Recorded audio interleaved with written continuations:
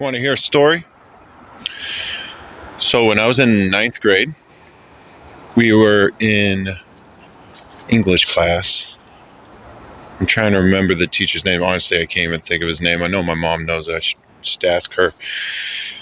But we had to read the book, Little Chinese Seamstress. Now, in the book, it's kind of graphic, but yeah, we're in high school. It's not a big deal. There's a part where this young woman, young girl, really, just like 14 or 15, hooks up with this old man, old wealthy man, typical stuff, and they have sex on a tree stump. And she bleeds on a leaf. And then as like a token of his love later on, he gives her the leaf like folded up. It's really weird book. Now, the book was weird enough. That wasn't the issue. The issue was when we came into class the next day, our teacher actually said, okay, class, we're going to draw a picture. This is in ninth grade. Draw a picture of a scene from the book and you can choose what it is. Right? Well, of course, 80-90% of the people in the class chose the scene of them having sex, blood, all that. Stick figures, some were more detailed than others, and some kids used artistic liberties to, draw them doing it in completely different ways than it was described in the book. And if that wasn't weird enough,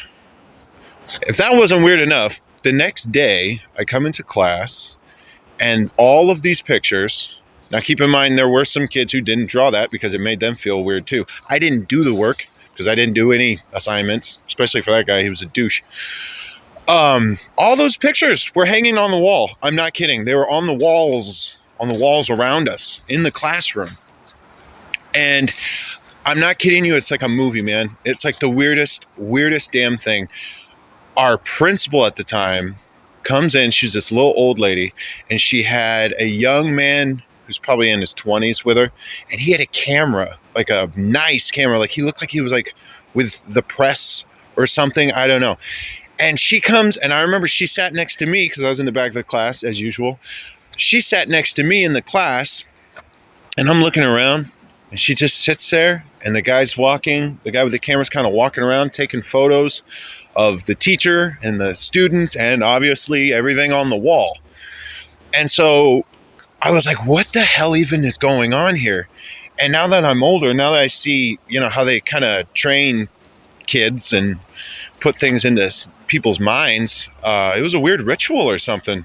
It really was. It was some kind of funky pedo thing. I don't know.